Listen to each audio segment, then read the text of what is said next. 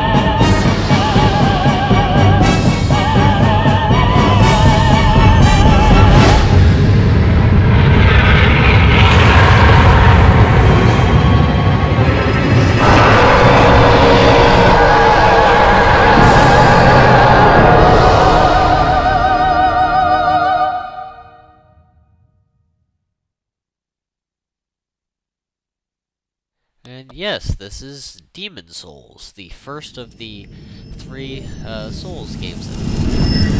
Now, this is a PS3 exclusive, so I imagine a lot less people are familiar with it than they are with Dark Souls 1 and 2. So, this is certainly the one I'm least familiar with.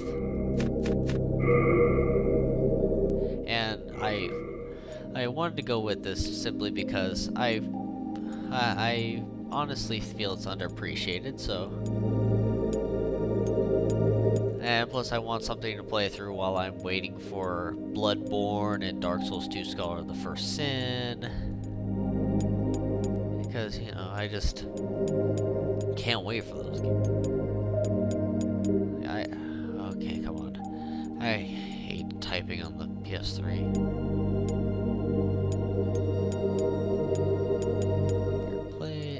Come on.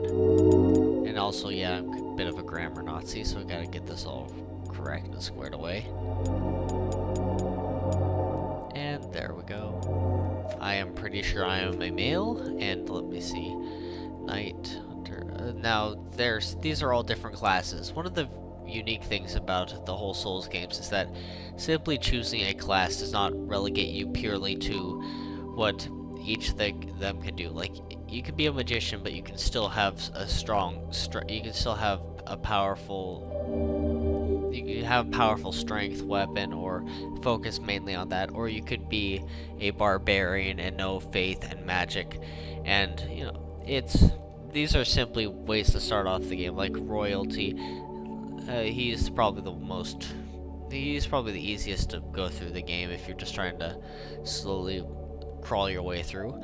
But you know, I'm a man. I like hand-to-hand combat, so I'm going with barbarian. And let me just edit the appearance to random.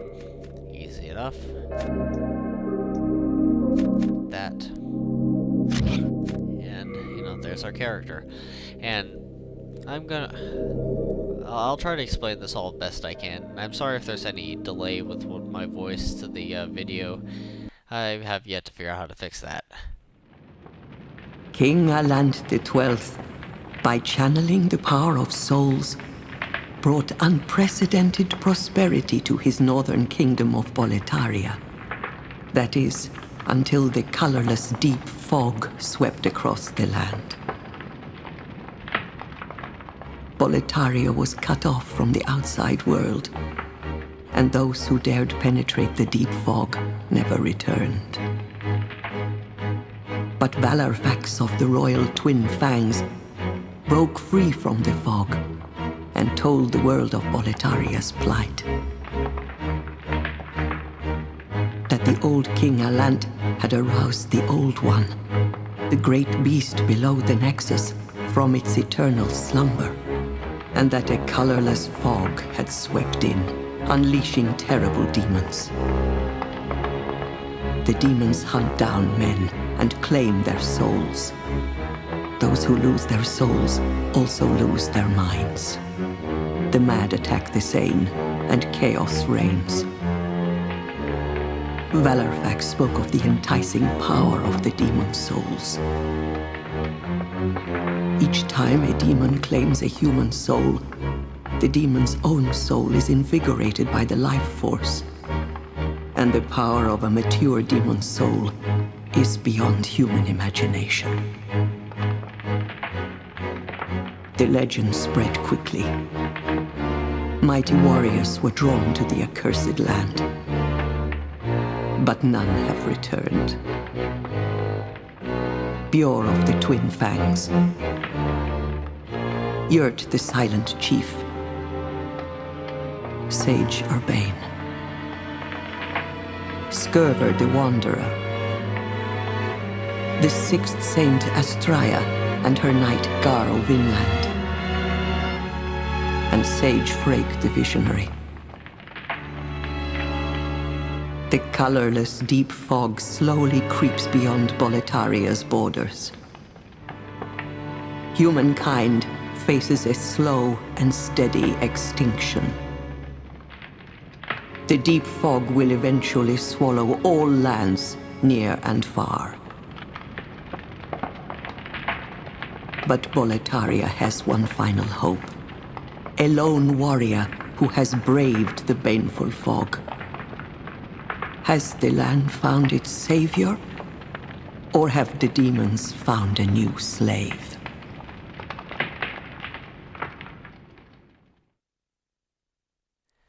And just like that, we have been introduced to the main villain, the Old One, a seemingly a cataclysmic enemy that is capable of devouring the souls of people. And the journey to the Nexus is the tutorial sequence, and we will of course be doing that. And the loading screens each show off a character, and well, most of the time they're just characters that you haven't seen yet, so I'm not going to even talk about them. Brave soul who fears not death, I shall guide you.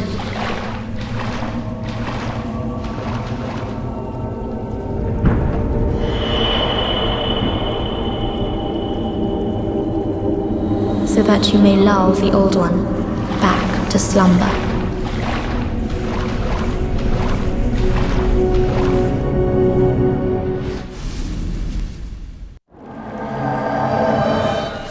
Okay, so the main thing that changes depending on your class is the weapons you start out with. As you can see, I start out with a club and a shield, which, more than enough to take care of anything in this area.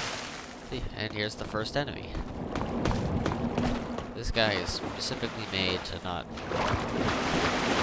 try and hurt you too bad. Like, I can get up close to him and he's not going to do anything.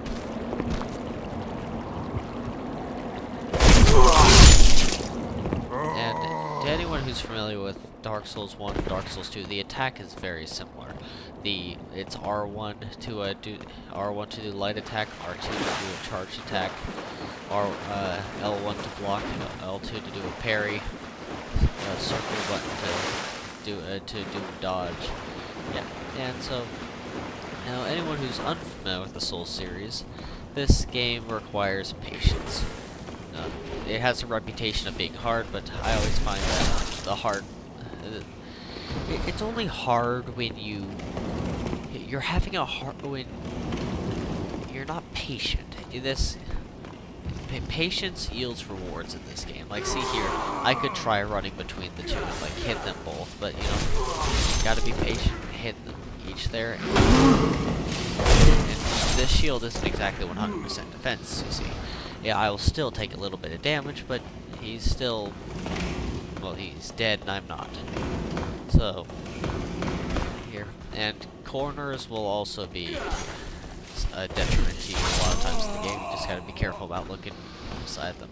Now, like I said, this is the Souls game I'm least familiar with. I have beaten it twice, but you know, that was like a good 6 months ago, so, you know, it's pretty much been overwritten in my head by Dark Souls 1 and 2. So, you know, I will cut out any parts that give me problems, and I'll start cutting out the load screens. So I'll make sure it's all nice and clean for you too. And here we are, pretty much the first sort of fighting area, where, you know, we're introduced to a lot more enemies in here. And these guys are like the first real threat. As you can see, they have a diving attack where they just lunge forward at you. Oh, and if you want to switch your target, you just, all that requires is to switch is a quick swipe on the right stick. And what you saw there was a backstab, which as long as you get the specific area behind them, you will be able to instant kill most weak enemies and do a lot of damage to some stronger ones. It's a really good strategy to use against these types of enemies. And as you can see there, I got really lucky.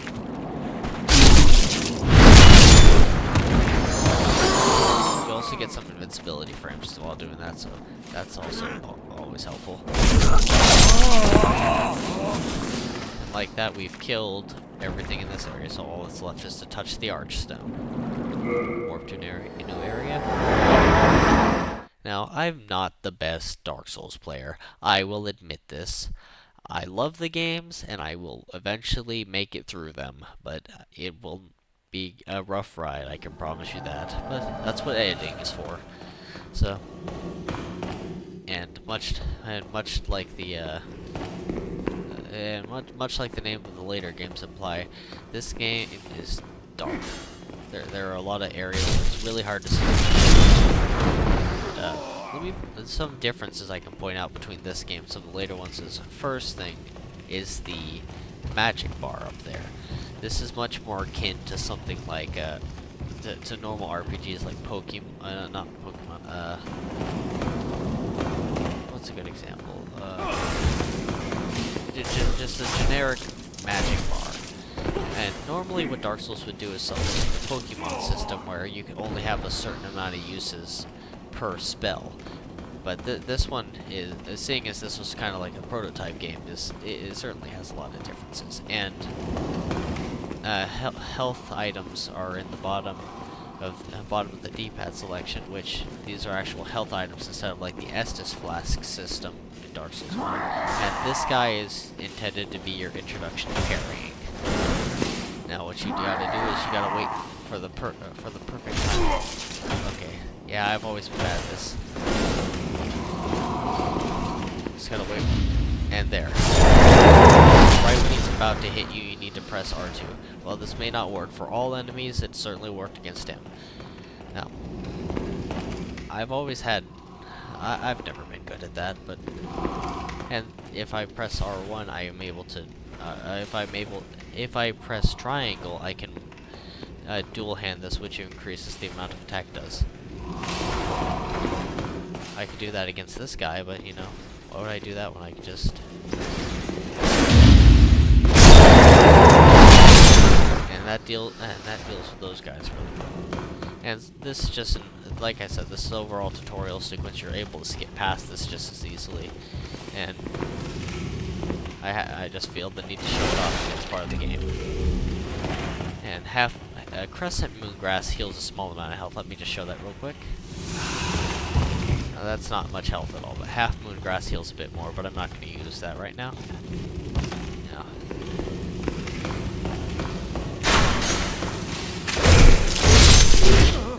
much like the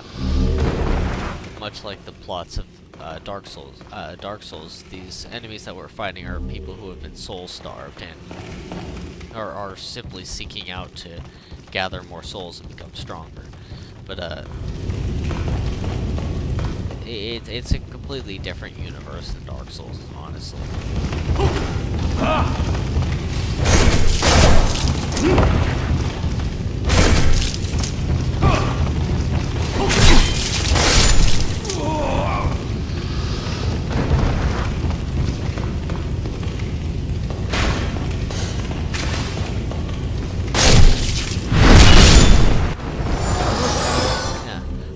I love the architecture of this game. Like, I can't get enough. I've always been a fan of, like, decrepit, falling apart buildings and all that jazz. And plus the lore of these games is just fantastic. I'll explain what I can off the top of my head whenever I come to it. But, you know, can't explain too much right now. And I'll try not to waste too much time exploring, because, you know, like I said, this game's map is not completely committed to memory. Like right now, my memory is still dominated by Dark Souls 2, because that was the last one I played. And here we go to something special. Technically the first boss, and he is also... As you can tell, I can't barely do anything.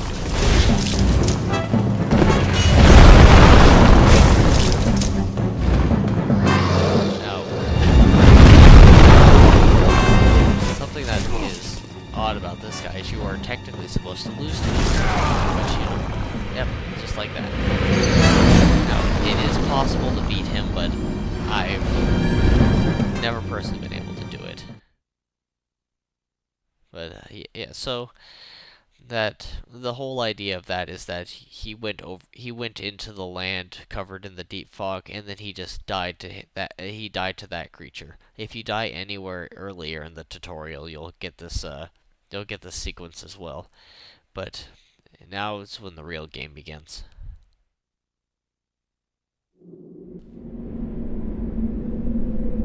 Soul of the lost withdrawn from its vessel. Let strength be granted so the world might be mended. Soul of the lost withdrawn from its vessel. Let strength be granted so the world might be mended. So the world might be mended.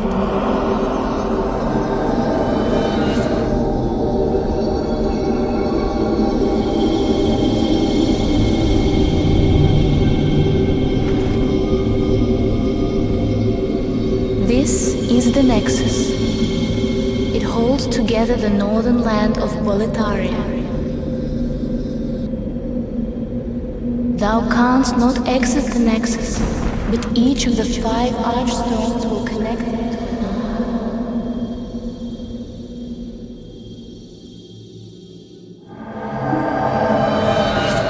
And now, we have been trapped inside the Nexus. The Nexus will... By capturing demon souls, you can reclaim your physical body. As you notice, my health bar is halved, which it's because of that, because I'm in soul form. It means that I'm dead and I'm no longer living.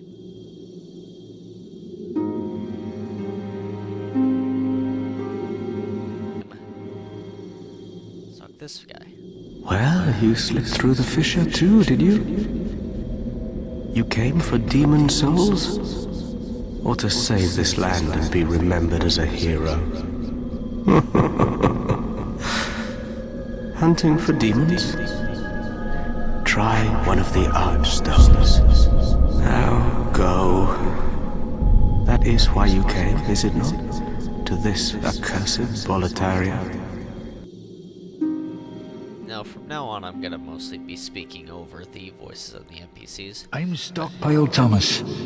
This is one of When the the more scourge came, I didn't know what hit me. When I came to, I found myself here, in the Nexus. My wife and daughter fell victim to the demons. but I would be worthless in battle. At the very least, I hope to lend my assistance to you brave slayers of demons. So what he's I going would to be be able happy to to do is lighten your load he will and be able look to after hold any whatever I excess don't baggage. need. So, if I felt the need to not like hold on to the soul remains or the half moon grass, I could drop it. But I don't have anything. Best of luck to you. Something that's a bit different from Dark Souls 1 and 2 is the fact that you have a certain amount of items you can carry. Where in those games you can, you know, you can have like 20 swords, The name's Baldwin. 300 different types Just of an ordinary armor, blacksmith. and you know, It's simple. that's all dandy. Just But bring no, me now all in the this one they have a souls weight you limit, can. and that is what stockpile In Tom. trade, I'll give you weapons, And or this forge is ones you your already generic have. blacksmith, but I'm not going to be using him for a while because, you know, except to repair, of course. Because each of these weapons has a durability system, and the upgrade system of this game is really complicated. us for failing to show proper respect to King Alant. Oh, Mbasa. Right now, this place is rather empty, but it will fill up as time goes on.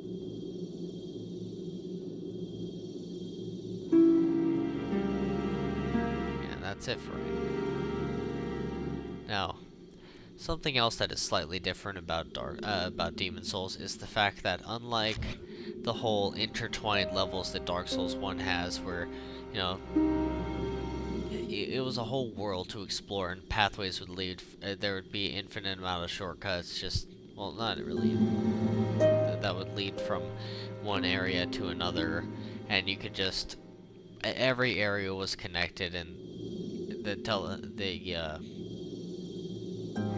the world was meant to be explored all together. Well, in this, each area is divided into like stages where, say, this is like world 1, this is world 1, world 2, world 4, and world 5. This would be world 1-1. And I think this is an interesting way to go about it, but I don't have any personal problems with it. Now, anyway, let's start off with Boletarian Palace.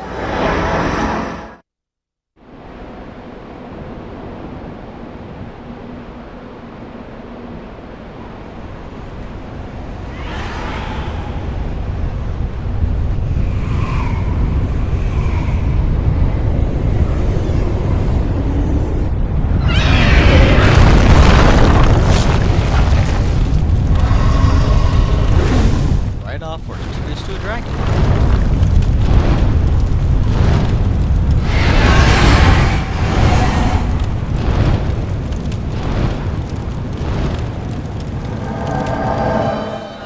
Anyway, I'm gonna cut this off soon. I'm gonna cut this off right about now. Hope you enjoy. If you have any suggestions for things you would like me to show off or anything, I would be happy to. I hope you enjoyed this part, and please like, subscribe if you like this video, and thanks for watching.